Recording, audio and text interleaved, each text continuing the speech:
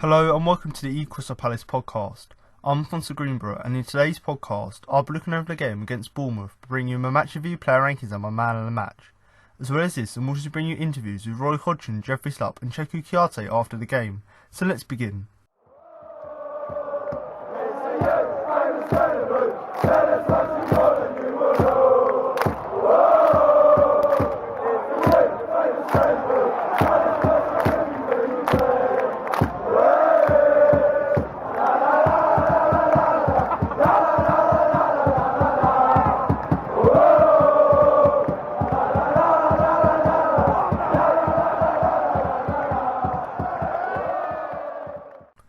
After losing two of their back four to a red card and an injury respectively, the battle-scarred Crystal Palace defied the odds for 70 minutes to overcome a visiting AFC Bournemouth side via the determined boots of Jeffrey Schlupp.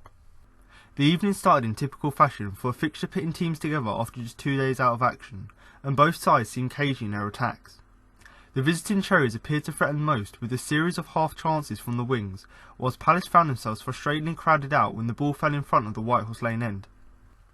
The course of the clash was redirected just 20 minutes in, however, and Palace was forced into reactionary defence when Mamadou Sakho saw the red of Anthony Taylor's card for a foul on Alan Smith. His return to a well-known partnership with James Tompkins after 9 months cruelly ended in front of an aghast teammates, and Palace were cut down to just one natural centre-back despite boasting 5 in their first-team squad.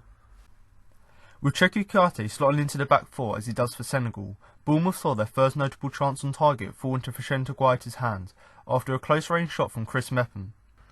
Minutes later, further trouble struck for the hosts as Patrick Van Aanholt limped off the pitch and down the tunnel, Schlupp replacing him at left-back after a brief James McArthur cameo. Despite the hamstringing inflicted on Palace, the home side appeared in control and on the offensive, perhaps instructed to claim their advantage before the effect of a missing man took its toll. That said, Bournemouth continued to enjoy their own tame chances, and Philip Billings stroked a soft effort into Guaita's hands as Dominic Solanke laid off the Danish on the edge of the box. A defensive change at the break saw James McCarthy take the place of Andros Townsend, but Bournemouth enjoyed the second half's first chance when Harry Wilson played a fine cross-box pass towards Callum Wilson. Martin Kelly, however, stretched out a leg and intercepted the ball just inches before Wilson turned it into a near-empty net.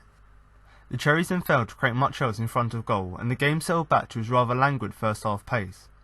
A pair of substitutions and later a pair of bookings for fouls on Wilfried Zaha was Bournemouth's approach to lighten up the game, but Palace came closest to breaking the deadlock afterwards. Zaha, who was causing the visitors trouble throughout the night, routinely burst his way down the left wing but, upon finding space to plant the cross, found his testing ball unmet by anyone in red and blue. The Ivorian then struck the turf minutes later but was adjudged to have tripped on the back of Mepham's ankle. With frustration clear to see for all in SE25, a close-fought game became scrappy, and Taylor handed out 4 yellow cards in almost as many minutes. The Eagles were determined though, and Jordan Ayew epitomised the home side's resolve with a run that saw him drink through player after player before Jeffrey Schlupp replicated his countryman's drive. Schlupp, head down and legs working overtime, burst from the halfway line and towards the Bournemouth box.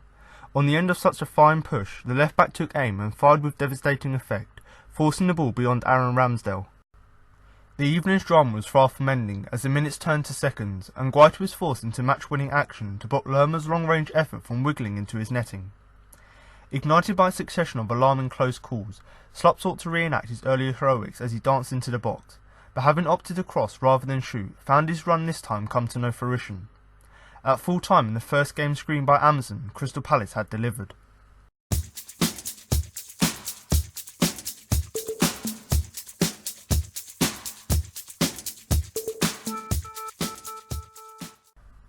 So I'm now going to move on to my player ratings, but before I start, don't forget you can follow us on both Twitter and Facebook at Crystal Palace for all the latest Palace news.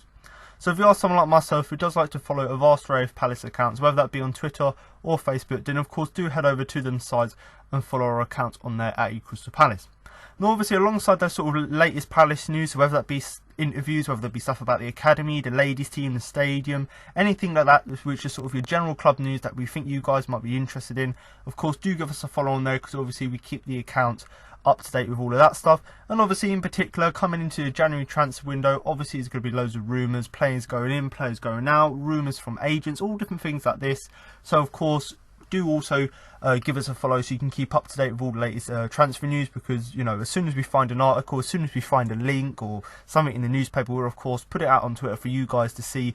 And of course, it's not just so that you're aware of what's going on, but also so you can have a discussion based upon the back of that. So if you're someone who wants a place just to get, you know, the latest Palace news, just another account to follow, as well as obviously, you know, one of the better places to get obviously the transfer news, because we obviously, as soon as we find articles, we put them out there. So if you're someone who's looking to get involved, of course, feel free to follow us on there. And also, you know, just for sort of general opinions as well. So there's a few of us who run the page, so, you know, after press conferences, you know, giving that reaction to the sort of your predicted lineup, the actual reacting to the injury news, what could happen, reacting to what's being said, all different things like this. And obviously after the game, giving your instant match reaction there, what we think, even at half time, you know, what we thought of that half of football.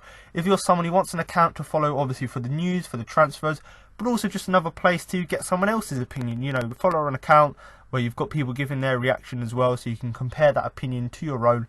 Of course, once again, I'd highly recommend you do follow us on there. Now, obviously, a great place for you guys to share your opinions is, of course, in the YouTube comments. So if you are listening to the podcast on YouTube, then do feel free to drop a comment below the video with your player ratings, obviously where you rate your players' performances from 1 to 10, with, of course, 10 being the best. Now, I say this every week, but you know, the reason I want you guys to do that is so that you guys can get involved in the podcast.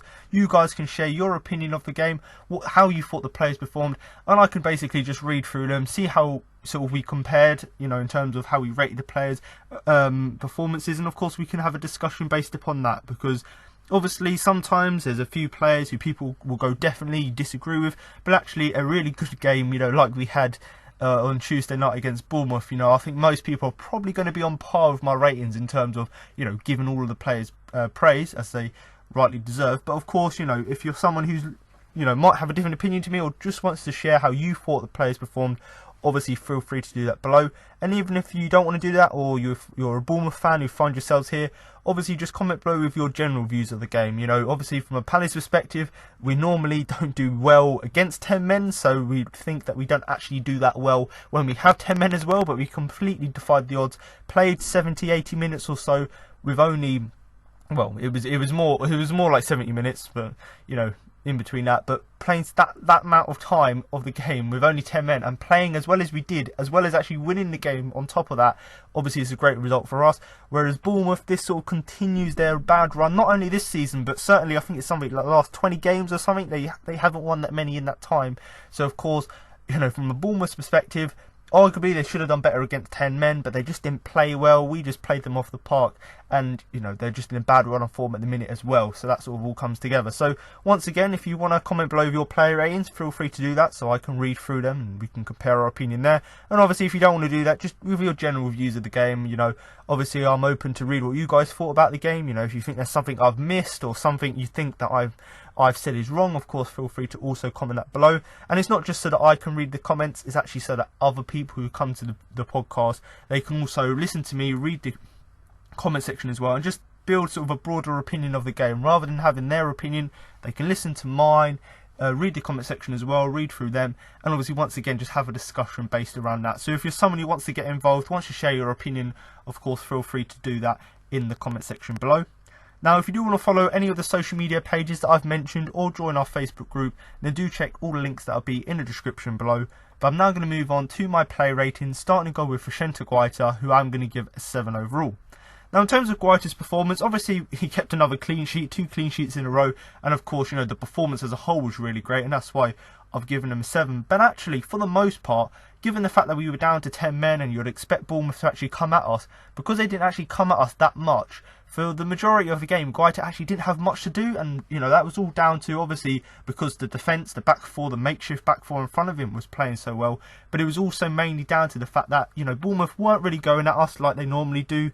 Normally do against most teams. You know, they scored 2 goals against Tottenham, so you know, we know they've got goals in them, but in this game here we didn't actually see that much, and actually Guaita didn't actually have that many saves to make. So for that reason, I've given him a 7, because for the most part he performed well, but obviously he wasn't really tested overall in the game. But you know, the thing that's really impresses me is the fact that he can have a quiet game like this because the opposition are not testing him, but the fact that he instills that confidence in the back four, and then when called upon he can pull out a fantastic save out of the bag And that is the thing that really sort of blows me away with his performances. And the fact that we got this guy for free and he's performing like this just goes to show, how much of a good find he is. And I think since he's made his debut, and I think it was December last year, he's kept the second most clean sheets in the league, bar Edison. And that just goes to show how well this guy's playing. The fact that he's up there in terms of clean sheets with, arguably, the Premier League's best goalkeeper, Alisson, so, the fact that Guaita's up there really goes to show how well he's playing. But for me, this game here, obviously he was quiet throughout the whole of it, but at the end, that save he made, right down to his right-hand side to get the ball out, sort of the last few minutes or so, that really epitomised his performance, because whilst he weren't tested throughout the whole game and just made a few catches here and there and, done the basics right, literally right in the last sort of dying moments of the game, we're 1-0 up, we're trying to conserve that lead with 10 men, and Guaita gets down low to his right, parries it away and clears the danger. So for me, yes, his overall performance was good, he done what he had to do, but the fact that when he was needed to, he made the saves, especially that really, really important one at the end, which obviously preserved his clean sheet, but obviously allowed us to get the win, really goes to show how good his performance was. So once again here, Guaita, I think he fully deserves the 7 I've given him. If he had made a few more saves in the game, then I probably would have given him an 8, but I can't really do that because even though his performance was so good, it's just the fact that he weren't really tested. Bournemouth didn't really test him that much, and for me, I think the real reason that he fully deserves that 7 is because of that save he made, that really important save he made towards the end of the game. So once again here for Shenta Guaita, great game from him, and long may his performances continue. I think the 7 is a fair result. So I'm now going to move on to the first player in our back 4, and that is the right back Martin Kelly, who I'm going to give a 7 overall. Now in terms of Martin Kelly's performance, obviously I talked already last weekend, and certainly this week as well, in terms of obviously Joe Ward going off injured, and of course he's going to be out till about sort of early 2020. So of course Martin Kelly's had to step in at right back, and whilst it's obviously his position where he started his career, it isn't really his natural position because he's obviously in recent seasons moulded into a centre-back role. So this was another game where once again he was playing at right back, and I've given him a 7 because he'd done a really solid shift at right back, and given the fact that obviously individually in terms of dealing with Bournemouth he was really good in that aspect, I suppose. The fact that we had that makeshift defence, and the fact that we were down to 10 men obviously put them under a lot more pressure. And when you're someone who's playing out of position, because right back's no longer his position, you've got someone playing out of position in a makeshift defence. The fact that he can continue to perform well is a real credit to himself. And like I've said, I've given him a 7 because I think that is a fair reflection of that. Now for me, obviously, like I've said, he's obviously deputising for Joe Ward, but yes, he's not naturally a right back anymore. But the fact that he just puts in a solid shift there, does what he had to do, puts his body about, runs up and down the field, looks to actually pass the ball to Andros or pass the ball to someone like Ayew who's in the centre. So the fact that he's doing all of these things so well, given the fact that he hasn't played in that position for 3-4 seasons now, or 2 or 3 seasons more like, just goes to show how good and how professional he is. And what you've got to look at this game here, obviously down to 10 men, you're under a lot of pressure. So the fact that Kelly stepped up when it mattered, made important challenges. There was one chance in particular where Callum Wilson had a chance at the far post, and Martin Kelly got that vital touch just to get the ball away from him, to stop him scoring, and that was early in the second half. That would have been 1-0 Bournemouth, could have been a completely different story. We could have collapsed and Bournemouth go on to win 2-3-0. So not only was Martin Kelly just overall defensively good, but the fact that he made these important challenges from right back as well, when it mattered, really just goes to show how good he is. And that one from Wilson in particular was a really vital one, because if he hadn't have got that touch on there, then probably the easiest goal Wilson's going to score at the far post. So once again, that key moment for me really stands out for me. But I think the thing for me really, and this is sort of a reflection of when he's played at right back this season, it just goes to show the way he's performing. It's like he's never been out of that position. It's like he's been playing there all season, and that's credit to him. The fact that he's got that flexibility, that adaptability to not play at right back all season, but then when he slots in there, it's as if he's never been away. And that's something I really want to give him credit for, because it's obviously he's adaptable anyway, because he can play across the back 4. But the point is, obviously we know his strongest position is centre back. So the fact that he can go to right back and actually be a really good deputy to Joe Ward, arguably, ideally we would have another right back, but a natural right back, but the fact that we've got someone in the squad who's a really good, valuable squad player who could just slot in there is really, really great to see. So once again here, Martin Kelly, another solid performance, and certainly deserving of the 7 I've given him. So I'm now going to move on to the first of our two centre-backs, and that is Mamadou Sakho, who I'm going to give a 3 overall. Now, for me, before I go on to talk about Sakho sending off on all of that, I'll just put a little caveat there and actually say, up until the fact that he got sent off, I think he started the game fairly well in terms of just, you know, limiting Bournemouth chances early on in the game, in terms of passing the ball out from the back, being that calm presence at the back in terms of retaining possession. So, you know, before he got sent off, before all of that commotion, I think he was having a fairly good game, and it would probably, the way he was performing would have set him out to have a good game overall. But of course, one little reckless moment, and of course that resulted in him getting a red card. And you know, what I've got to say is that, before going on to talk about the red card, you've got to understand, obviously he hasn't played in a while, so maybe he was, you know, the fact that he was a bit rusty obviously affected his overall play, but maybe affected his decision making as well, because of course you should obviously, you know, it's 50-50 that challenge, because he's still got the ball, but you shouldn't be going high studs up. You shouldn't be going in that high into a challenge. So maybe the fact that he's still a bit rusty in both his physical play and maybe just his decision making as well played a part in it. But you know, you've got to look at early on in the game, and whilst he was good, whilst he was, you know, maintaining possession, there were a few times where he was given a few loose touches here and there. Didn't give away possession, but obviously had to sort of try and make up the time and the space to obviously get the ball back. And of course, you know, Callum Wilson, we know he's a really fast player, but quite a few times, you know, he obviously got the better of Sakho for pace. So whilst he played well defensively on the short time he was on the pitch, obviously maybe could have done a little bit better there. But then, because he was a little bit rusty, that affected both his physical and mental play overall. Now, obviously, in terms of him returning to the starting 11, obviously it's the first time in about 9 months or so that we've actually seen the Sakho and Tompkins partnership, which, you know, done us so well, served us so well last season. So it was actually nice to see that partnership, but of course it didn't last long, obviously, because he got sent off. And you know, I think Anthony Taylor's in that position where, yes, Sakho did win the ball, but because there's VAR and because of the fact that it was reckless in the fact that he shouldn't be putting his boot that high, yes, he still won the ball, and yes, it was only a little nick on the side of him. It wasn't like he was it wasn't a reckless challenge. It wasn't like he wanted to injure the player or Adam Smith, but you know, at the end of the day, it's reckless. Shouldn't be putting his boots high up. But you know, we've seen other challenges like that. Certainly in the Liverpool game, I was watching that last night, and certainly Alexander-Arnold made a pretty dodgy challenge, which arguably could have seen a red or at least even a yellow as well. So you've got to look at both things and go, yes, Sakho is absolutely reckless, shouldn't be making that challenge there, but then also he only got the littlest of touch and also won the ball. So you've got to look at it both ways, and I think it's 50-50 in terms of, in my head I'm thinking, you know, that's stupid, you shouldn't be doing that, but then in my heart I'm thinking, actually, that shouldn't be a red card. So for me, I think, you know, on reflection, it's a pretty obvious red card, you know, a bit reckless, shouldn't be doing that. But then if VAR wasn't there, he probably would have only got a yellow for that, because obviously he won the ball and it wasn't as reckless in terms of trying to injure him. It was just reckless in terms of the positioning of his foot. But you know, it was a challenge that he didn't have to make. You know, he was almost on the halfway line. You know, he probably could have just at least just stood in the way of Adam Smith, or at least, you know, just sort of drawn back and let one of the midfield players cover him. But instead he's decided to go full pelt. You know, fair enough, but once again it goes back to him being rusty.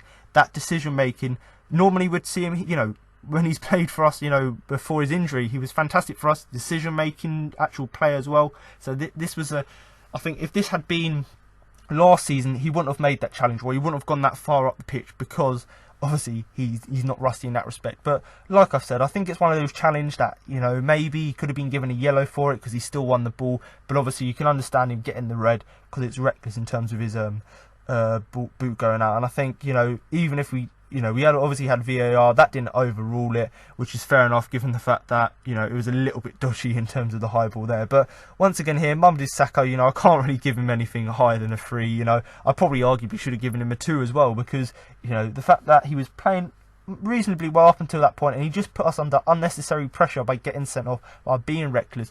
That's the thing that's really annoying. But, you know, like I've said, I think it's a 2 or 3 match ban now, so of course we're going to be missing him. With all of the injuries, we've got a centre back, which of course is going to mess us up even more. But hopefully, you know, touch wood, fingers crossed, you know, Gary Cahill should be coming back soon, so he can hopefully by the weekend slot in next to Tompkins. But you know, like I said, we've literally just come back from injury, and it's obviously a real disappointment to actually see him make such a silly mistake, which obviously results in us not having him available for the next few games or so. But once again here, you know, Sakho, good start to the game, but obviously got sent off for being way too stupid. So I'm now going to move on to his centre-back partner, and that is James Tomkins, who I'm going to give a 7 overall. Now, to be honest, with Tomkins' performance, there isn't really much I can say, and that's not in a bad way. It's just the fact that he'd done his shift for the team. He gave his all for the team, and given the fact that two of his partners in that back four actually got taken off. Obviously, one got sent off, one got taken off for injury. So the fact that he had to readapt his game mid-game in terms of you've got your new left back there in Jeffrey Schlupp, you've got your new centre back there in Chiarte. So the fact that he actually played so well, given the circumstances of the fact that the back four or half of the back four changed, is a real credit to him. And once again, like I said with Martin Kelly, in terms of him being adaptable, you've also got to look at James Tomkins and go, he's as adaptable as well, not because he's changed positions, but because he can play with whoever is around him on the field, which is of course really great to see. Now, in terms of just his overall performance, it was a very steady performance, because there weren't any real moments where it was like, oh, that was real quality, or that was really terrible. It was just doing what he has to do, doing that basics defensively right. And particularly when Bournemouth started to put balls into the box and they were trying to get back into the game, albeit they weren't playing well anyway, but when they did put on the pressure, Tomkins was the guy there who, when the balls were coming into the box, he was the guy, heading them away, clearing the danger, and just being that commanding guy at the back, because of course Sacco went off, and of course Gary Cahill isn't there, so of course Tomkins was that man who's going to command the back four, and arguably done a really great job. And whether it's the fact that he's played with Chiarte before, I don't know if he played with Chiarte at centre back when he was at West Ham. I certainly know they played together in terms of Tomkins in defence and Chiarte in midfield, but nevertheless they played together at West Ham before. I think they probably played in defence together, so they might have had a little bit of experience there. But given the fact that we had a player sent off and we had to quickly adapt our team, and he just sort of slotted in with Chiarte and Jeffrey Schlupp, slotted back into that so well, is a real credit to him. But like I've said, no real moments of quality really to talk about from Tomkins' performance, just the fact that it was an overall solid performance from him, solid showing, where of course he gave his all for the team, tackles, blocks, interceptions. And, arguably, obviously, the fact that we were down to 10 men, it was people like Tomkins actually stepping up to the plate and just making sure we can hold on and eventually hold on to the lead we gained, was obviously one of the reasons why we went on to go on to win the game. But once again here, James Tomkins, fully deserving of the 7 I've given him. So I'm now going to move on to the final player in our back four, and that is the left back Patrick Van Aanholt, who I'm going to give a 5 overall. Now, in terms of Van Aanholt's performance, obviously he was one of the players who went off injured and, of course, led to Jeffrey Schlupp coming onto the pitch. But actually, I've given him a 5, and that's just because of the fact that he went off injured. Because up until that point, yes, there was a few sort of suspect moments where he was a little bit guilty of giving the ball away, or, losing touches here and there early on. But actually, aside from that, I think he was really, really good. Well, not really good, but good up until his injury, in terms of actually getting into advanced positions, being available on the overlap for people like Zaha and people like I. So the fact that he started the game relatively well, both defensively and offensively, was of course great to see. And of course it was a little bit disappointing the fact that he did go off injured, because once again it limits our positions at fullback, because of course Joe Ward, our only right back's injured, and of course our only official left back this season, Patrick Van Aanholt's now gone injured, and of course Jeffrey Schlupp can play there, but we haven't actually got any sort of solid cover there. So once again goes to show sort of the lack of squad depth we've got at fullback.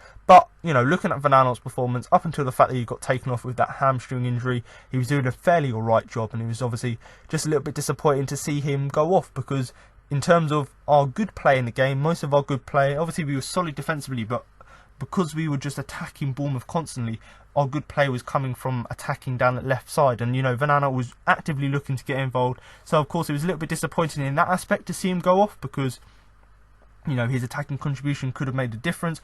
But then, likewise, Jeffrey Schlupp came on for him and ended up scoring the winner. So, it sort of made up for itself in that aspect. But, in terms of overall, I've given them a 5, because early on, obviously, there were a few loose touches, obviously, to give possession to Bournemouth. And, yes, he should be doing better there, but then sometimes early on in the game, we're trying to settle into it.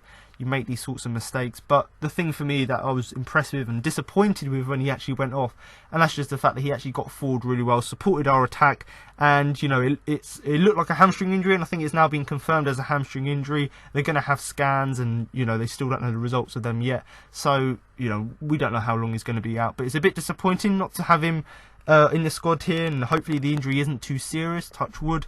But likewise, it's good that we actually had someone like Jeffrey Schlupp who was more than competent to come off the bench and obviously do his all for the team. But like I've said, looking really good up until his injury, and unluckily for us, did go off because, like I said, he started the game relatively well. So I do think Patrick Van Aanholt here deserves the 5 I've given him.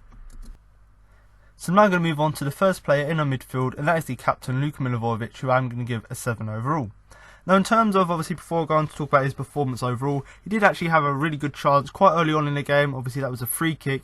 Obviously, took it and went just over the bar. So I thought I'd just start with that because, of course, early on in the game, obviously before the sending off, we started the game quite well. We obviously quite dominant in terms of possession, but also in terms of actually attacking chances. So actually, in terms of Luka's contribution, it wasn't just his work in the midfield, but actually from set pieces, as we saw in recent games in terms of the deliveries from corners. This is obviously a good delivery from the free kick, flew just over the bar, but actually nice to see actually getting a little bit closer than, say, some of his set pieces were at the beginning of the season, because obviously they were a little bit off, and I did criticise him, maybe 1-2 months ago, in the fact that actually his set pieces, yes, he's taken them all, but they're not necessarily that great of deliveries. So it was nice to see him actually last few games or so actually sort of pinpoint that sort of part of his game and actually start to get back to his old self in terms of the delivery. So the fact that he had that chance really early on sort of set the tone for his performance. The fact that he started the game well and he carried that sort of momentum, with him for the rest of the game. And yes, he didn't have many other opportunities to score a goal, but that was just because obviously with us being down to 10 men,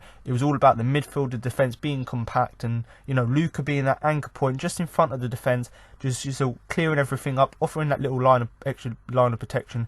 He done a fantastic job at that. So whilst he didn't have any other chances to score for himself because obviously he had to play so defensive, it actually just allowed him to do what he does best and just be that rock at the centre of the midfield, and that's exactly what he did in the game. Because of course, even though we were still playing well, obviously Bournemouth still had that one-man advantage. So just having someone like Luka play that well, cover a lot of ground, just do well defensively, obviously just made life a whole lot better for the rest of the team. Because of course, whilst we did play well, and even though we were down to 10 men, we were still in the ascendancy in terms of we seemed to just be getting better after and better and better and better after every attack.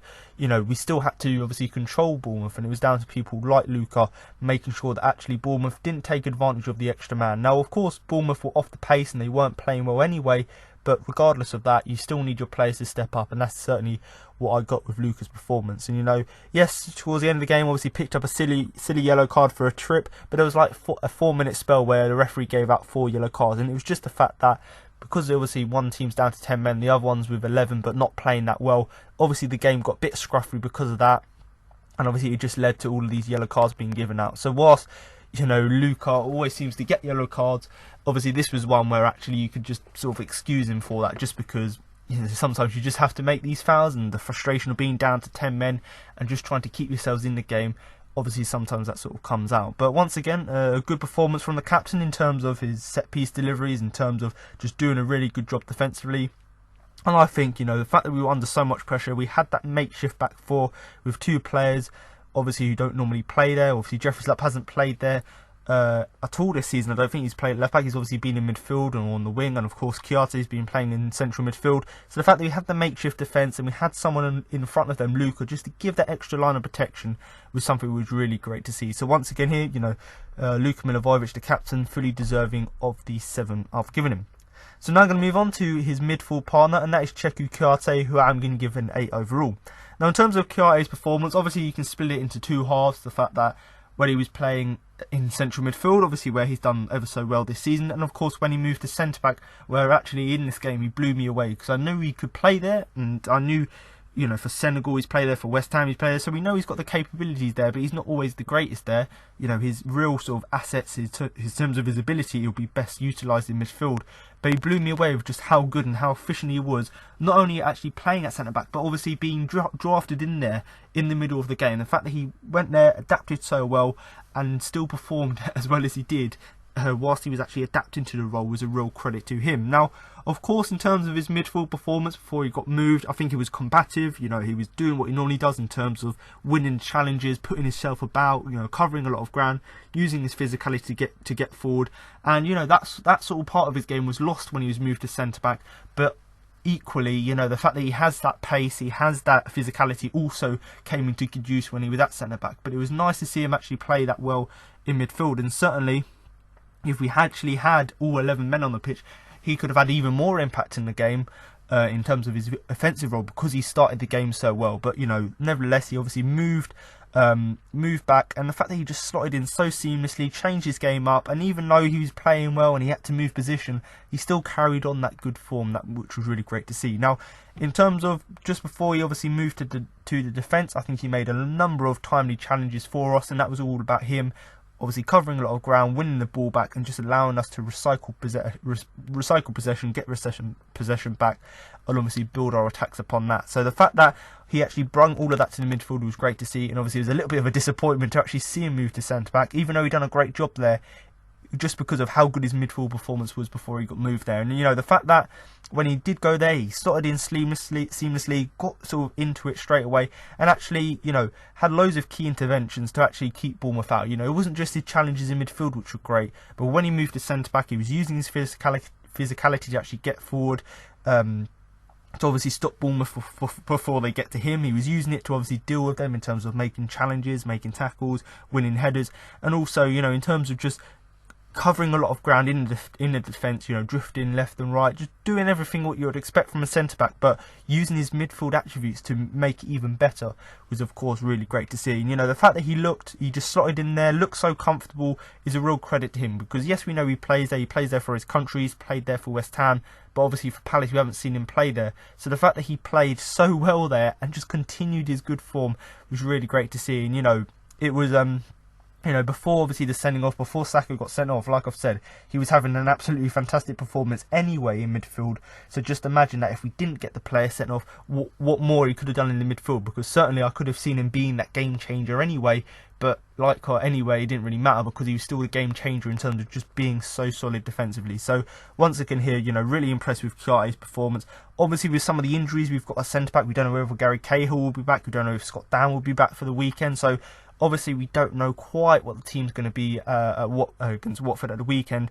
But, if we still don't have them guys available, then I don't see any problem with Kiarte playing alongside Tompkins, because as we saw in the game here, a very solid partnership, and, I think Kiarte's got the attributes, he's got the physicality, he's got the pace, he's got the build and the height as well. So he's got all of that to play centre-back, and, if we need him just to slot in there for a few games or so, then so be it, because this game here just really showed that, the real quality he's got in that position. So once again here, Cheku Kiarte, really impressed with his performance and fully deserving of the 8 I've given him. So now I'm going to move on to the final player in our midfield three, and that is James McArthur, who I'm going to give a 7 overall. Now, in terms of McArthur's performance, I've given him a 7, and that's just basically down to the fact that he worked hard for the team. Given the fact that we were down to 10 men, he obviously had to be compact in midfield and still, offer something offensively as well. And because he done exactly that, that's why I've given him a 7. And it all goes down to the thing that he does week in, week out, and that's all down to him covering a lot of ground, because that's exactly what we got in this game here. Because even though we've got that one-man disadvantage, the fact that we've got people like McArthur, people like Luca, and obviously Jeffrey Schlupp as well when he came on, people like that who can actually just cover a lot of ground, they essentially make up for the fact that you're missing one man, just because of the energy and and just that awareness, I suppose, to cover a lot of ground. And that was, of course, great to see. Now, in terms of us, obviously going a man down, you could expect the team to be a little bit, I suppose your discipline will sort of go out the way, you won't really be concentrated or let your heads go. But actually I think McArthur was one of these players who actually worked hard, not only obviously in terms of his contributions to the game, but to help obviously Palace as a team, the whole team actually play well. And that was just down to him doing all of the work, not doing the work to make sure there's no pressure or no unnecessary pressure on the back four, and that sort of disciplined approach to the game in terms, and obviously the fact that he was able to keep his shape and obviously cover a lot of ground as well. The fact that he done all of these things really sort of epitomised how good his performance was, and that's why I've given him a 7, because of how effective he was, and not only obviously his own performance, but in terms of just helping the other players around him be disciplined, keep their shape. And it was all down to him actually covering ground, making sure there was no unnecessary pressure obviously put on the back four. Now, there was one effort he had sort of literally shortly after we scored the first goal, a great effort from just outside the box, obviously forced a really good save from Aaron Ramsdale, and if that chance had gone in, 2-0, game over, and that would have been one of the goals of the game week, because he just picked up the ball just right on the edge of the area. You think, oh, he might chip it into the far post. There's a few plays in and around the box. But what he decided, take it on his, I think it was on his right foot, curled it, not quite top corner. It was sort of to the right off centre, but obviously tried to curl it. It was going to go just under the bar, and of course the goalkeeper had to parry it over. But that just goes to show, yes, he can cover a lot of ground. Yes, he can be disciplined in terms of his defensive side of his game, but actually when you give him a chance on the edge of the area, he can obviously score from it or get into a position to score from it. So the fact that he was able to do well defensively, but also be in these good positions to where he can actually have a really, really good shot from outside the area, which forces the goalkeeper into a save, really goes to show how good his performance was. So once again here, Jason McArthur, not much more I can say about his performance, other than the fact that he was very efficient in what he'd done, but worked really hard for the team, and certainly fully deserving of the 7 I've given him. So I'm now going to move on to the first player in our front three, and that is the winger Wilfried Zaha, who I'm going to give an 8 overall.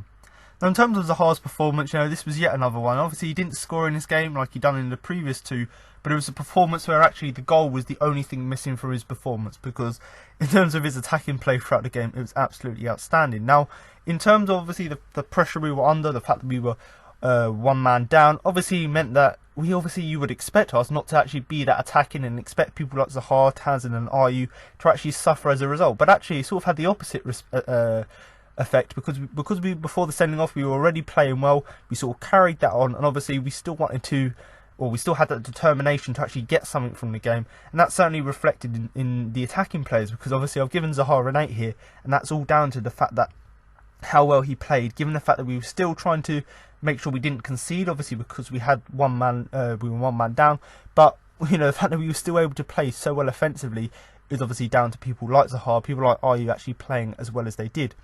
Now in terms of him actually taking on the Bournemouth players, like we saw last weekend, or at the weekend against Burnley, in terms of Zaha just running at them, we actually saw that quite a lot, in terms of actually Zaha just showing his quality on the ball, showing sort of flashes of skill here and there to get past them, or to get a few yards on them, to put a ball into the box, or to cut inside and have chances himself.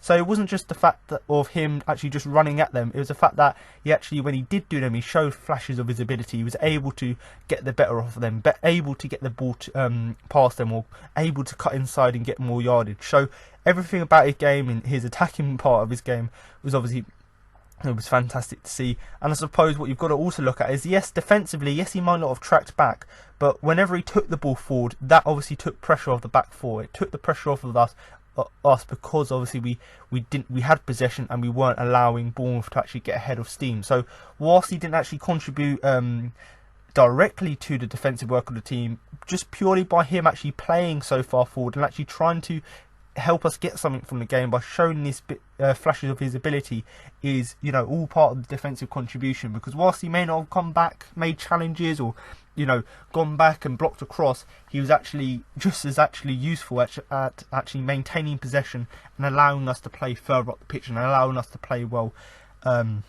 in Bournemouth's half. Now obviously whenever we look to soak up pressure, he was always sort of available to be an outlet for us. So it wasn't just the fact of we just getting the ball to him and he carried the team.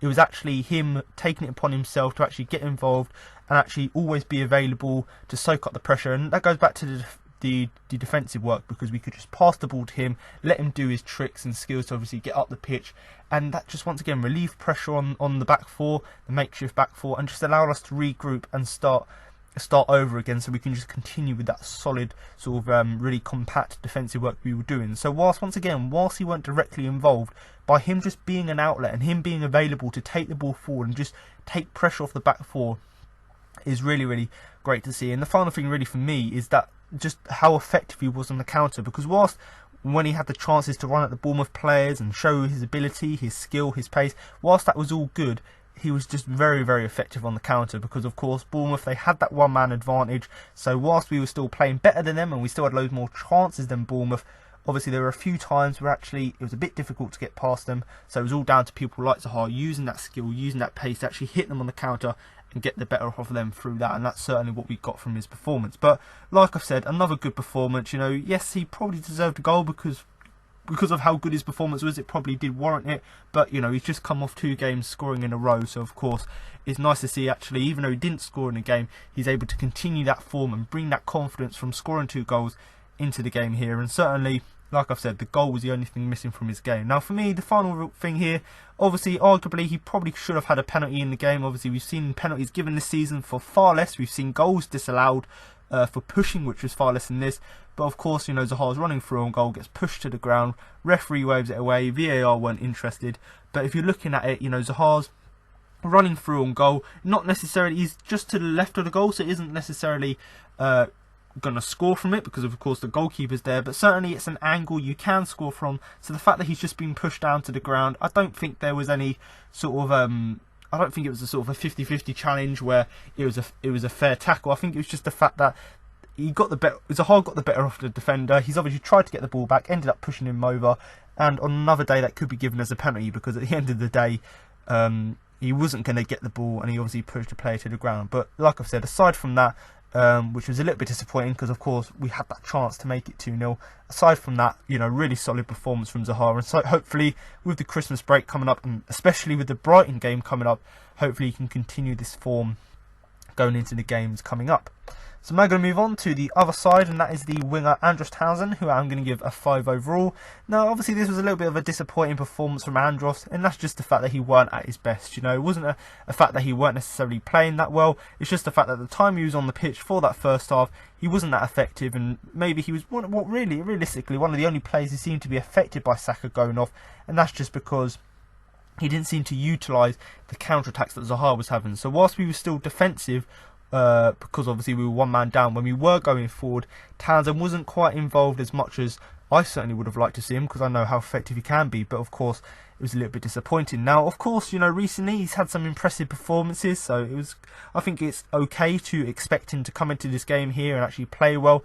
But early on in the game, yes, he may have been involved in a few moments, but obviously in terms of the sending off after Saka got sent off, his attacking contribution sort of dwindled, didn't really see much of him in the game, and that's just down to him, unlike Zaha on the other side, actually not looking to get involved as much with him. And you know, you can understand Hodgson taking him off, and it weren't because he was playing badly, it's just the fact there was a tactical change. You know, take off one of your attacking players, just pack out the midfield with James McCarthy, and obviously, you know, take Townsend off. Yes, he's going to be disappointed, arguably so, but likewise, you've got to be a team man, and the reason he got taken off was a tactical change to allow us to obviously deal with the pressure that Bournemouth were probably going to have after half time, which, yes, they still put a little bit more pressure, but they still weren't playing great. But you know, you've got to look at someone like Townsend and go, looked off the pace, was holding back a bit, weren't really attacking that well, but then, you know, after that red card he weren't really out net. So I do think overall, you know, the 5 for Andros Townsend is a fair result.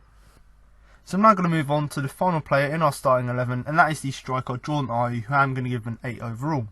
Now in terms of Jordan Ayew's performance, you know, I've given him an 8 because I was just blown away in terms of the effort he actually put into the game. And whilst, you know, he may not have had any clear-cut chances in the game, just the sheer amount of work he done throughout the game is fully deserving of the 8 on its own. Now, in terms of him working hard up top, obviously, much like Zaha and Townsend, he obviously, well, we think you would have thought he would have found it difficult to actually get involved in the game, because we were down to 10 men, because obviously we had to stay compact to the back, and obviously because, you know, you have that one-man disadvantage, sometimes your attacking play can be neglected. But actually for us, it's sort of had the opposite impact, where we were obviously playing well already, and it seemed to just spur us on, because we wanted to not let Bournemouth take advantage of that extra man, and we just wanted to get ahead in the game, and it allowed people like Ayew to actually get involved in the game, working really hard to at least try and get something to redeem ourselves from obviously getting a man sent off, and certainly that's what I got from his performance. Now, obviously, maybe, you know, Ayew on an individual note, you know, yes, he may not have had that many chances for himself,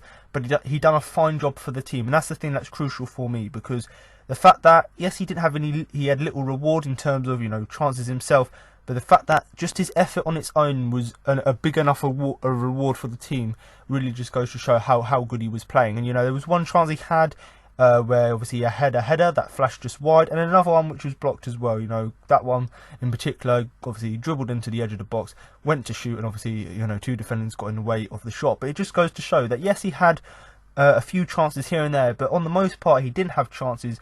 But I've given him the 8 because you couldn't fault his effort. He was chasing everything down, he was working hard, he was coming deep to carry the ball forward. Even in the last sort of few minutes of the game, we were still trying to get that second goal in the game, and it was people like Zaha and like Ayew actually carrying the ball forward And it's really, really great to see. And yes, he may not have had any clear-cut sights on goal, but just that sheer work rate and that commitment we saw from him was, outstanding. And certainly I can't fault him for that. Now, also, obviously, because we had to be compact, we had to be defensive to make sure that Bournemouth couldn't take advantage of the extra man, obviously led to Ayew actually being involved defensively, and I think his defensive work was superb. In terms of when Bournemouth had set pieces, Ayew was there to make headed clearances, and in terms of just actually coming in deep as well, sort of helping us out in the midfield, as well as obviously, much like Zaha, getting the ball, driving forward, just to relieve the pressure of the defence, really goes to show how good he is. And, whilst he may not have necessarily being that main guy helping the defence out,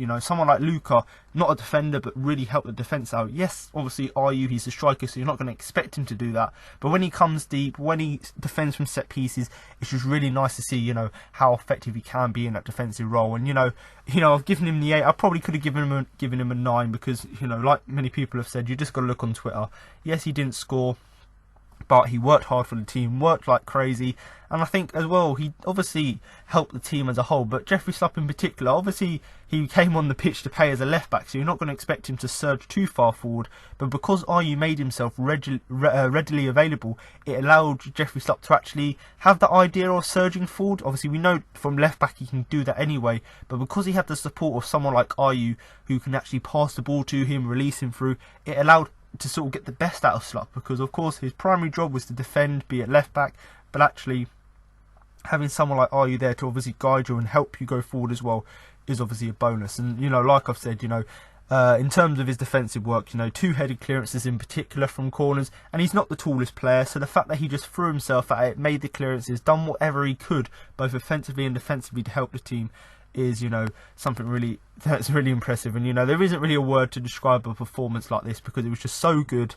in the fact that yes, he didn't have reward for that, but just the sheer work rate, sheer commitment, sheer energy we saw from him was absolutely outstanding, and fully deserving of the 8 I've given him. And of course, I said about maybe resting him, maybe bringing Benteke on, but based on this performance here, if you work that hard, eventually your next goal is going to come. I think he's on 4 for the season, so hopefully, or 3 or 4. So hopefully, if he continues playing games like this with the support of people like Zaha and people like Townsend as well, that's just going to up his performances even more. So once again here, brilliant performance from Jordan Ayew. Arguably one of his best, other than the games he scored, arguably one of his best performances for Palace, and certainly deserving of the 8 I've given him.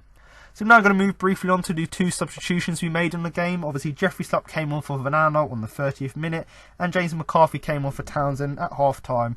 And, in terms of these 2 substitutions, obviously, the first one was an enforced one. Obviously, Van Aanholt went off injured, so, Jeffrey Schlupp was the natural person to come on. And, of course, James McCarthy, that was a tactical change, taken off a winger, just packing out the midfield with McCarthy at half-time. And, that was the right decision there. Now, in terms of Jeffrey Schlupp, I've given him the 8 because, much like Ayew's performance, much like Zaha's performance, in terms of the attacking part of his game, that was absolutely fantastic. But, obviously, firstly, came on at left-back, obviously, to replace Van Aanholt, and done a good job there, Obviously, we were under pressure because we had that one-man disadvantage. So the fact that we had someone like Jeffrey Schlupp who could come in, just use his pace, use his skill just to restrict Bournemouth offensively, and just sticking to his task as well. Even though he hasn't played at left back in a while, just stick to the basics, making blocks, making interceptions when he has to. The fact that he done these basics right and done it so effectively was of course great to see. But for me, I've given him the 8, and that was obviously not down to his defensive work, but down to that fantastic goal he scored. He obviously produced the standout moment of the game, and it's obviously with him playing at fullback, fullbacks do often drift that far forward, but the fact that he literally run from the halfway line, run into the box, past 2 players on the outside of the box, on the edge of the area, there's another player there, dribble past him, and then just rifled the shot underneath the goalkeeper, or firing it low past Aaron Ramsdale was absolutely fantastic to see. So of course his contribution defensively was great, but the fact that when he had that chance, he just surged forward, didn't let the players around him affect him, got past 2, got past the third one, and then rifled it low past the goalkeeper. Fantastic goal, and nice to see him actually score for the second game in a row. So much like Zaha scoring against Liverpool and scoring against Burnley, we've got Jeffrey Schlupp here scoring against Burnley and scoring against Bournemouth. So nice to see actually him, he's had good performances recently off the bench, so it's nice to see him once again proving how good he can be. Obviously, he could be starting in the midfield, but it's nice to see actually when we are rotating the squad, we can bring him off the bench, and as we've seen in the last 2 games, he can contribute with goals. So once again here, a fantastic performance, fully deserving of the 8 in terms of his defensive and offensive work, and of course the goal he scored, which was fantastic. And of course James McCarthy, going to give him a 6 overall, because of course he was brought on obviously just to help us shore up the midfield, make us a little bit more compact for the second half, and basically he brought on to bring a bit more bite to the midfield, and that's exactly what he got, because yes, he got booked midway through that second half because he was making too many fouls, but you're under pressure because you're one man down, so of course you need someone like McCarthy who's not afraid to stick his foot in, make a challenge, and that's exactly what we got from him, which of course was fantastic to see. And of course he was brought on in the place of Andrew Townsend, obviously led to us changing the system a bit. Rather than the 4-3-3, we went to a 4-4-1,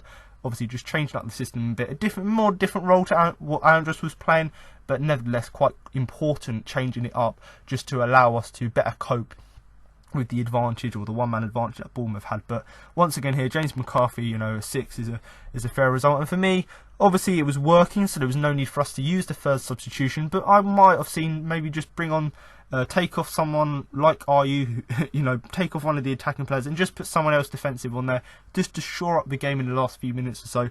We didn't do that, and the team held on to obviously what was a fantastic result. But once again here, it's 2 substitutions, great decisions to bring them on, and great performances from them. So in terms of just a small summary of the game, what you've got to look at, you've got to look at the result. Obviously, the performance aside, it's just an unbelievable result considering from almost the whole game, 70 minutes or so, we were actually down to 10 men. Because yes, the result is unbelievable in the fact that we were down to 10 men, but the performance as well is even better, because obviously we don't do well against 10 men, so you'd expect us not to do well when we have 10 men, but the fact that we just sort of seem to up our performance even more and just use that determination from getting the person sent off to actually trying to get into the game and just carrying on that good form, or the good way we started the game, to try and get something from the game, was of course good to see. And the thing is, it's not the fact that we got someone sent off towards the end of the game and we had to cope for them. It was almost 75 minutes we had with only 10 men, and that just goes to show for that long period of time, and the man advantage that Bournemouth had, they didn't take advantage of it, but also I wouldn't say we took advantage of the way we just approached the game, but we just went at them. We tried to not get back into the game, but get into the game, obviously because we were one man down, and we've done a really great job of that. And you've got to really look at obviously the way the team was set up in terms of just dealing with Bournemouth, and also just playing well offensively, but also you could see the players, the passion they had, the way they were playing for the shirt. You could see the celebrations from people like Schlupp, and they all had really, really good shifts. It wasn't the fact that we were quite lucky, we scored that goal even though we were down to 10 men. It was hard work, it was grit, it was determination which got us through that game with being one man down. And it was all down to players having really, really good shifts on the night. Now, what you've got to look at is that Bournemouth, likewise, on the contrary, they weren't that great. It wasn't the fact that we obviously played brilliantly, but it was made so much easier to play that way, just because of how obviously lacklustre Bournemouth was. And they seemed alright against Tottenham on Saturday, but I think because we're obviously a team that's so much harder to break down, and just the fact that Bournemouth didn't seem at it, obviously just meant that they struggled to get us. And I think Bournemouth may be one of these teams who do better against the bigger teams, only because the way we play, we're hard to break down, just makes life difficult for them. So whatever it was, Bournemouth, very bad day at the office. Eddie Howe after the game accepted all of the blame on himself, but I think you've also got to look at the players and go, actually it didn't look like they were up for it. And a team who were down to 10 men looked more up for the game than the team with 11, which really goes to show sort of the differences in how the teams approached the game on the day. And I suppose, in terms of winning at the weekend against Burnley, and obviously 2-0 win there, nice clean sheet, and then obviously winning midweek as well against Bournemouth just made the week even much more sweeter, because of course one win at the weekend's nice, but we've got the Christmas period coming up, we've got games coming quick and fast, so the fact that we've managed to win 2 out of 2 of the Christmas or the festive period set of games was really, really great to see, and it did certainly make the week a lot sweeter for me. And, you know, coming up at the weekend, we've obviously got Watford, a massive game coming up in terms of Watford, bottom of the league, haven't got a manager at the minute.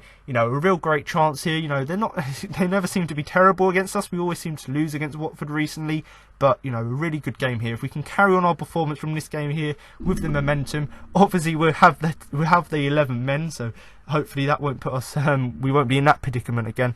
But, you know, a really good game, a really important game in terms of just getting points on the board against Watford coming up at the weekend. And you've also got to look at our other games, you know, Watford, Newcastle, West Ham, Southampton, a real opportunity to get loads of points. You know, if we can carry on like we performed here against Bournemouth, minus the fact that we were down to 10 men, then hopefully in the coming weeks we can get some good results.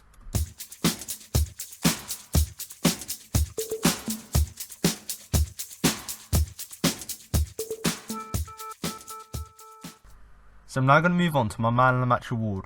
But before I do that and give you my Man of the Match, you know what I thought the biggest influence in the game, I'm now going to give you the 4 nominations I put forward for the award.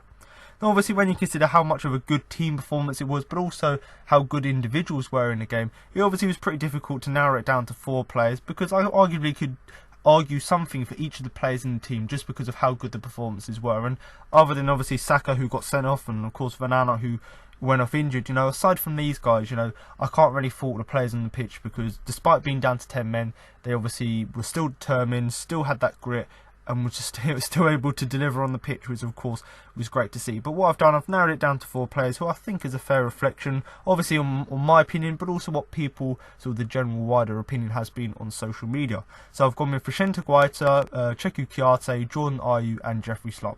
So in terms of Guaita, you know, the fact that he was there when we needed him, he was making a few good catches here and there, and just instilled that confidence into the back 4, is why I've put him in there. And obviously, you know, that save he made right towards the end of the game was absolutely superb. You know, the fact that he got down low to his right, parried the ball away from danger right towards the end of the game, which, you know, 1-1 wouldn't have been a bad result, but, you know, it's even better that we managed to go through and win. It was all down to him making that really important save. In terms of Cheku Kiarte, this guy was absolutely outstanding. You know, the fact that he was playing really, really well in midfield, was combative there, was making timely challenges, winning the ball back, maintaining possession for us, that was obviously great. But the fact that he was able to then adapt and move to centre-back and play even better there, dropping in there seamlessly, just adapting his game, you know, in terms of making key interceptions to stop Bournemouth, you know, making these challenges, making blocks, winning headers, and just obviously using his pace and physicality just to play the ball out from the back as well. So the fact that he played well in midfield and then played even better at centre-back was of course credit to him, and, you know, that's why I put him forward for the award. In terms of Jordan Ayew, you know, yes, he didn't score in the game, but just his hard work up top, you know, in terms of chasing things, just working hard, that's all I can really say about him. And, you know, the fact that he also contributed defensively as well, you know, he's not the tallest player, but from set pieces he was there to head the ball away. Obviously, with him playing so well, it obviously allowed people like Jeffrey Schlupp to actually link up with him going forward. So the fact that he was playing well himself going forward, he was also bringing others into play and also contributed defensively, is why I've put him forward for the award. And of course, Jeffrey Schlupp, you know, what else can I say? You know, came on at left back, performed well there in terms of making blocks and making bursts from left back, but, you know, the goal he scored was the moment of the game. You know, the fact that he stuck to his task defensively, but when he got that chance, he run from the halfway line, past 2 players, past the 3rd player, and just rifled it low past the goalkeeper. So the fact that he came off the bench, played well defensively, but also took that chance with a really well taken goal, and just having that attacking influence, I suppose, up the pitch was really, really great to see. So for me, you know, we've got 4 real quality people here. You know, you've got people like Guaita, who obviously their contribution kept us in the game. You've got people like Kiarte, who once again kept us in the game with his contribution, and you've got people like Ayew and Schlupp, you know, working hard for the team, creating chances for us. And whilst Ayew didn't have anything to show for it, he still, obviously, his work rate was really, really evident to see. And then Jeffrey Schlupp, you know, worked hard and he got the fantastic goal, which was great to see. So for me, it was a pretty difficult one to pick here, but I'm going to go with Jordan Ayew. And, you know, congratulations, Jordan. You don't get a trophy or certificate, but you do get my sincere congratulations on what was yet another solid performance from you. And the only reason I've given it to him as above to Kiarte, who was sort of my close second, is really just down to the fact that he worked. I've never seen someone work that hard in the team before, you know. Yes, he may not have had chances himself to score, but just that work rate, the way he was running, chasing the channels, the pace he was showing, the energy, everything about his game was absolutely superb. And, Kouyaté close second because of how well he played in midfield, but just because of how well, for me, just because of how well he adapted to play at centre-back. So once again here, all four of these players obviously deserve credit, as does the whole team. But if you do disagree with me, you think I've missed someone or you would have given it to someone else, obviously feel free to comment that in the comment section below. So now you've heard my match report, player rankings and my man of the match. That concludes this week's podcast. Now I've got interviews with Roy Hodgson, Jeffrey Schlupp and Cheku Kouyaté following the game. Jeff, wow, what a goal. Where does that rank with your goals in your career? Yeah, I mean, importance-wise, obviously, it's up there. But obviously, really happy getting another one. And obviously extra special for the team to win back-to-back wins in the Prem. It was a proper Sellers night tonight, wasn't it? Yeah, proper. It's nothing like Sellers under the lights, of course. And, they're so great supporting us. We want to repay them with victories, especially at home. And, glad we managed to do that today. When you came on at left-back, but you weren't expecting to be popping up that far forward with a goal? Yeah, I came on left-back, and obviously we had the 10 men, which made it extra hard. But, we got in at half-time, spoke with the gaffer. He just kept us calm and said the game's obviously definitely there to be won. And, we didn't just want to go out there playing for a draw. He wanted us to carry on attacking when the right moments came, and we did that. And luckily for the team and for me personally, it was a clinical attack. What did you think of the sending off? Yeah, to be honest with you, I've not seen it back yet, but it was right in front of the bench when I was on the bench still, and it looked like he got the ball cleanly. Obviously, his momentum took him forward like anyone else would, but I've not seen it back yet. But at the time, I obviously thought it was a bit unfair, but when I watch it back, obviously I'll see. And 2 goals in 2 games for you now. You're certainly making a case for starting the next one. Yeah, obviously when you're not starting 11, you got to be doing it. You got to be working extra hard to get in that 11, and every time I'm called upon, I try and give my best, and try and get in the gaffer's thoughts for the next game to obviously start. But I trust him. He puts the team out that he thinks is the right team to go and win the game, and you just gotta be ready when called upon. Back-to-back wins now, back-to-back clean sheets. How excited are you players going into each game now in December?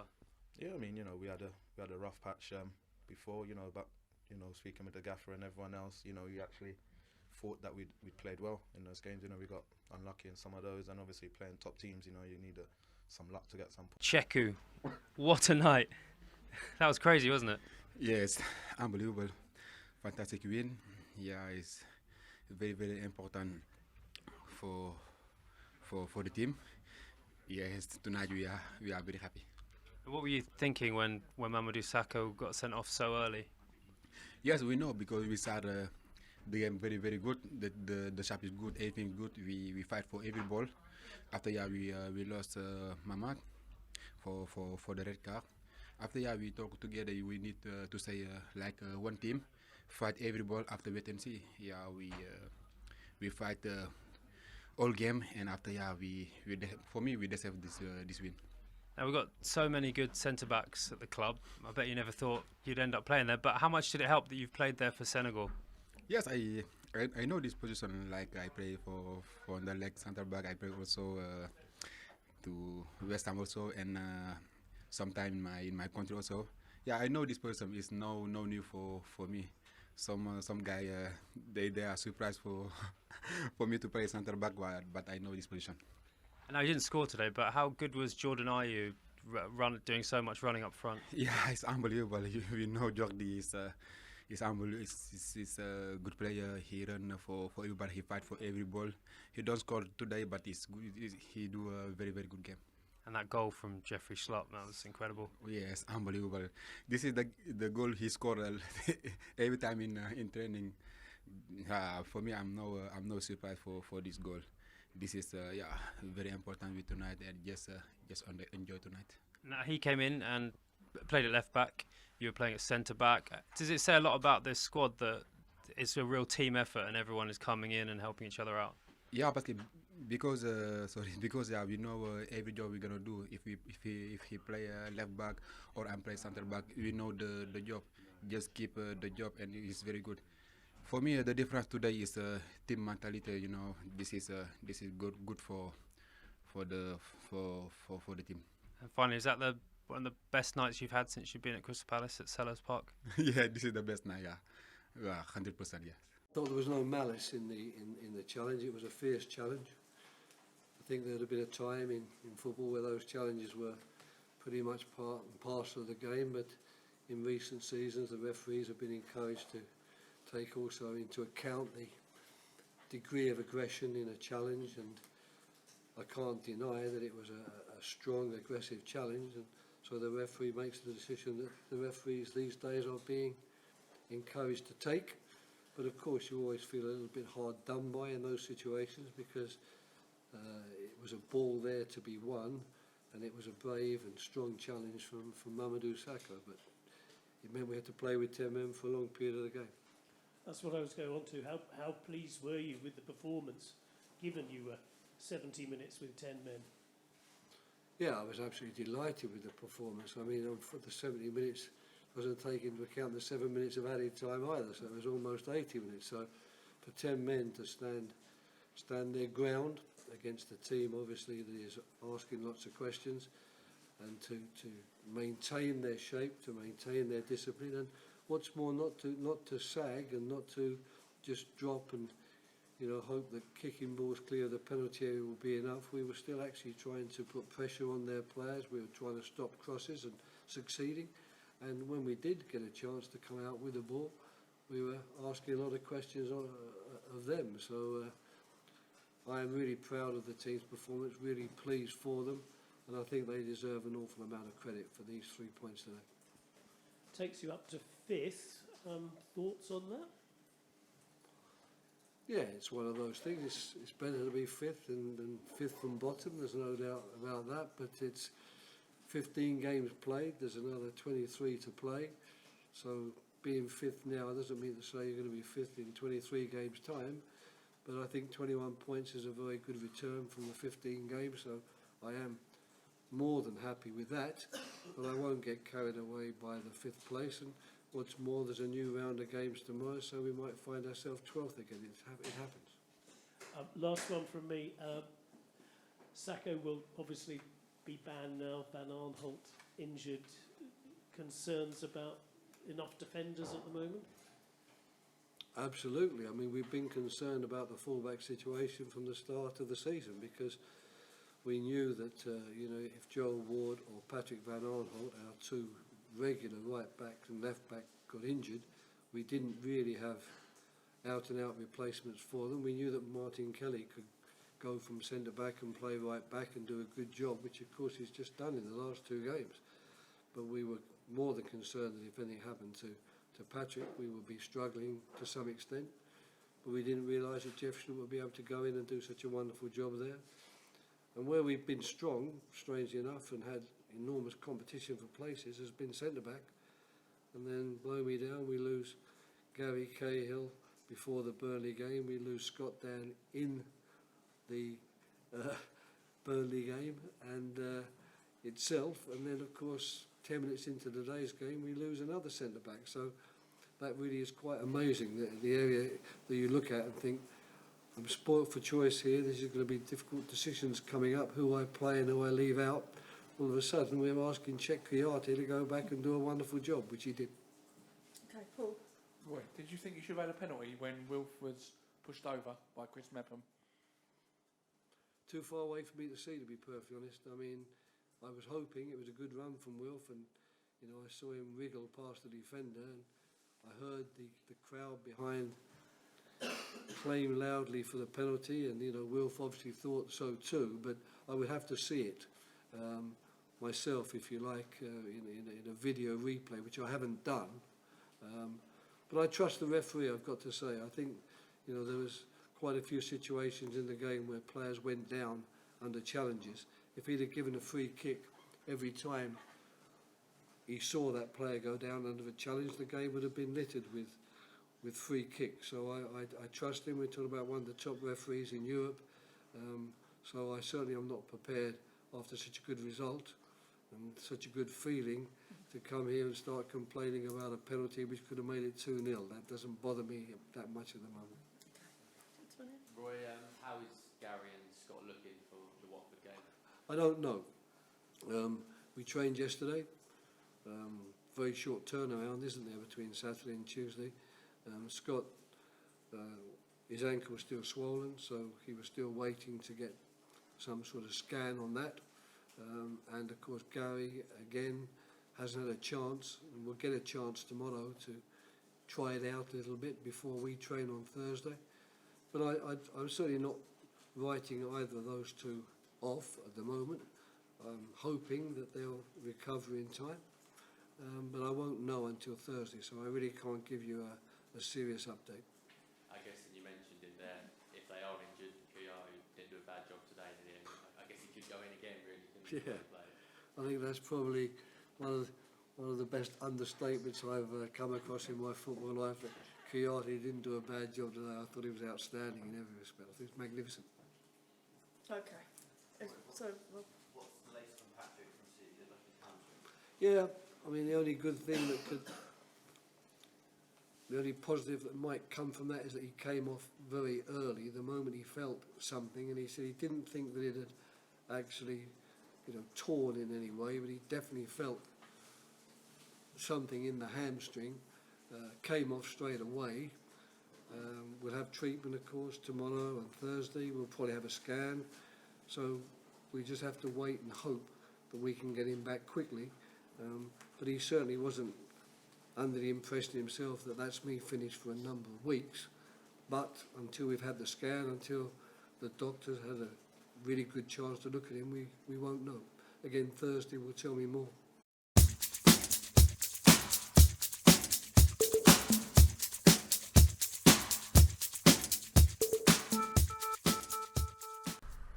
So there you have it. Now you've heard what Roy Hodgson, Jeffrey Schlupp and Cheku Kuyate had to say after the game. That concludes this week's podcast for the game against Bournemouth. But make sure to come back next week for my post-match review of the game against Watford. So thanks for listening, and remember to up the Palace.